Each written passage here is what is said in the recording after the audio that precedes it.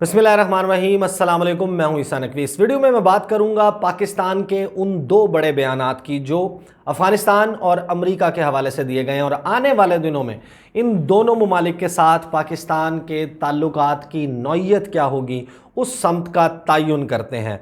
America की अफ़गानिस्तान में end game का आगाज़ हो गया और अब ये वाज़े तौर पर नज़र आ रहा है कि अमेरिका गुज़श्ता 2 दहाइयों में अमेरिका ने जो भी छोटी बड़ी कॉन्फ्लिक्ट्स शुरू की थी उनको जहां है जैसा है की बुनियाद पर छोड़कर अपनी तमाम तर तवज्जो इंडो पैसिफिक स्ट्रेटजी पर मरकूज करना चाहता है, जहां पर अमेरिका का मुकाबला होगा चीन के साथ। अमेरिका अपने इत्तहादियों भारत, जापान और ऑस्ट्रेलिया के साथ चाइना को कंटेन करना चाहता है और जिस तरीके से अफगानिस्तान को उजलत में छोड़कर जा रहा है, ये मैं क्यों कह रहा हूं ये भी मैं आपको एक्सप्लेन कर देता हूं। जिस तरीके से छोड़कर जा रहा है उससे वाज़े तौर पर एक सिक्योरिटी वैक्यूम पैदा होगा। पाकिस्तान ने उसके ऊपर रिएक्ट किया है।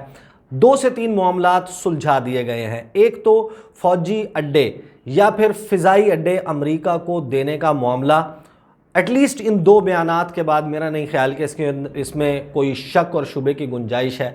दूसरा, जिस तरीके से अफ़गानिस्तान को अमेरिका छोड़कर जा रहा है उस पर पाकिस्तान ने रिएक्ट किया। आपको मालूम है कि 2 रोज़ पहले सेंटकॉम जो अमेरिकी सेंट्रल कमांड है उसकी जानिब से एक प्रेस रिलीज़ आई और उस प्रेस रिलीज़ में कहा गया कि 30 से 44% इनखला का काम मुकम्मल हो चुका है और इस वक्त कार्गो प्लेन्स पर सामान भर भर कर अफ़गानिस्तान से बाहर मुंतकिल किया जा रहा है। और अमेरिका जिस तरीके से अफ़गानिस्तान से जा रहा है इसको विड्रॉल नहीं कहा जा सकता, इसको इनखला नहीं बल्कि इसको फ़रार कह सकते हैं कि जिस तरीके से पहले अमेरिका छोड़कर गया था, सोवियत यूनियन अफ़गानिस्तान को छोड़कर गया था, अब फिर तारीख़ को दोहराया जा रहा है और इसका खमियाजा इमीडिएट नेबर्स ख़ास तौर पर पाकिस्तान, एक तवील बॉर्डर है, पोरस बॉर्डर है, पाकिस्तान को उसका नुकसान होगा, खमियाजा भुगतना पड़ेगा। इस सारी सूरत हाल में जुमेरात के रोज़ एक वर्चुअल इजलास हुआ।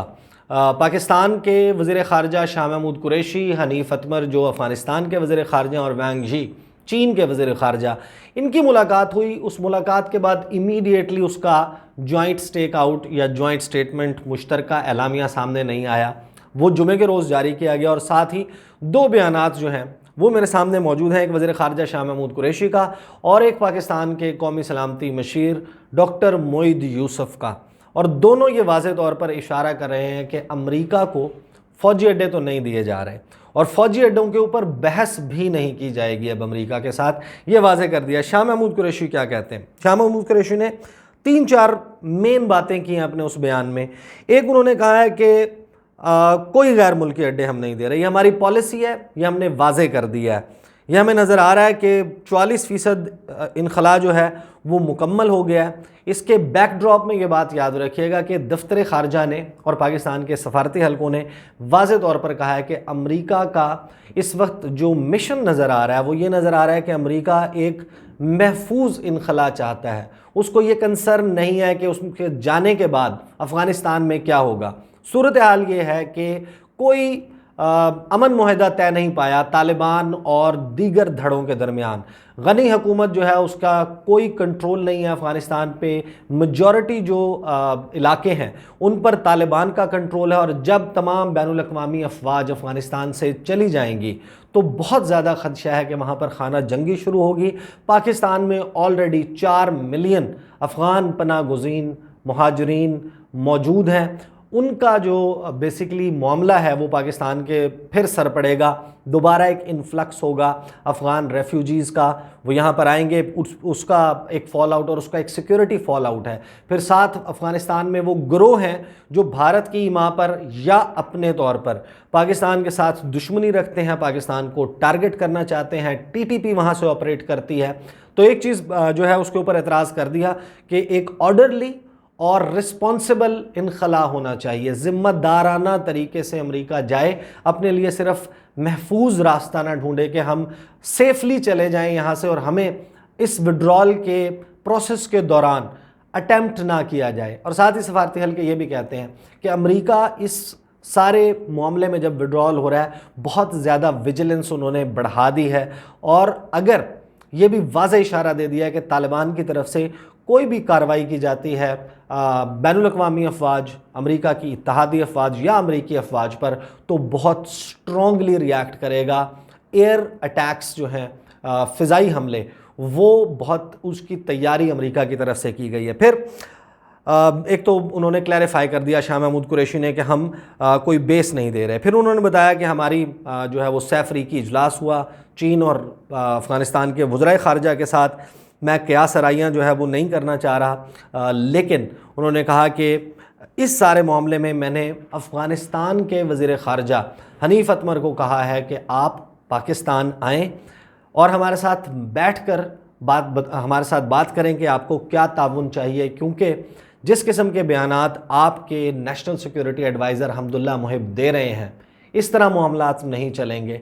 ये वाज़े तौर पर कह दिया कि ये स्पॉयलर्स का काम है जो आपके नेशनल सिक्योरिटी एडवाइज़र कर रहे हैं। तो ये बयान था शाह महमूद कुरैशी का। फिर एक प्रोग्राम है डॉन टीवी पर, उस पर इंटरव्यू दे रहे थे पाकिस्तान के कौमी सलामती के मशीर डॉक्टर मोईद यूसुफ। उन्होंने वहाँ पर बहुत इंपॉर्टेंट स्टेटमेंट दी। एक तो उन्होंने कहा कि जो सडन विड्रॉल है अमेरिका का अफ़गानिस्तान से, ये कोई आइडियल सिचुएशन नहीं है, और ये जो शिफ्ट करने का वतीरा रखा है माजी में अमेरिका ने, हम इसको अब किसी तौर पर भी कबूल नहीं करेंगे कि एक तो आप हेस्टिली विड्रॉल करें, उजलत में अचानक छोड़कर अफ़गानिस्तान को जाएं, और फिर इस दौरान सिक्योरिटी वैक्यूम पैदा होने की वजह से कोई भी मसला हो, कोई भी ख़राबी हो, फिर उसका इल्ज़ाम पाकिस्तान पर मुंतकिल कर दिया जाए। फिर उन्होंने कहा कि अगरचे अमेरिका ने हमें ये यकीन दहानी कराई है कि इस मरतबा हम आपको कुर्बानी का बकरा नहीं बनाएंगे, लेकिन डॉक्टर मोईद यूसुफ ने कहा कि ये तो अब टाइम बताएगा, वक्त बताएगा,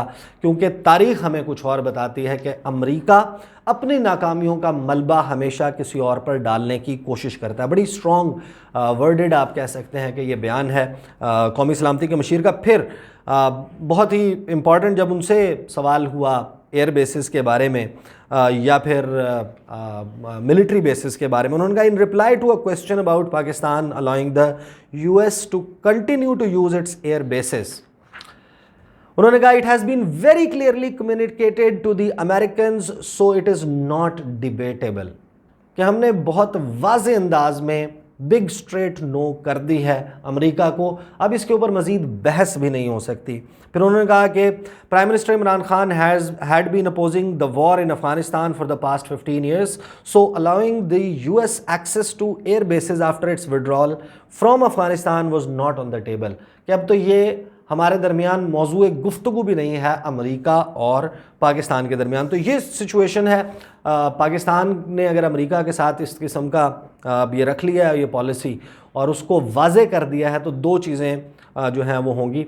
ज़ाहिर है कि अमेरिका कुछ डायरेक्ट प्रेशर्स डालता है और फिर उसका तरीका है अपना। ज़ाहिर है कि अमेरिका बिलाशुबा अभी भी सुपर पावर है, दुनिया का सबसे बड़ा मुल्क है, सबसे ताकतवर मुल्क है, दुनिया में बड़े बड़े फ़ैसले अभी तक वही करता है, और फिर अपने जो हवारी ममालिक हैं उनके साथ मिलकर किसी भी मुल्क का बाजू मरोड़ना हो, उसको दीवार के साथ लगाना हो, उस पर प्रेशर डालना हो, वो सब कुछ करता है।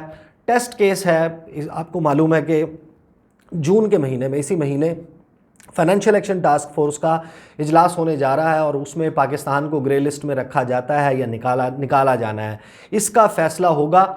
ये टेस्ट केस है कि अमेरिका पाकिस्तान को ग्रे लिस्ट से बाहर निकलने में मदद देता है या फिर पाकिस्तान को पुश करता है कि पाकिस्तान ग्रे लिस्ट में ही रहे।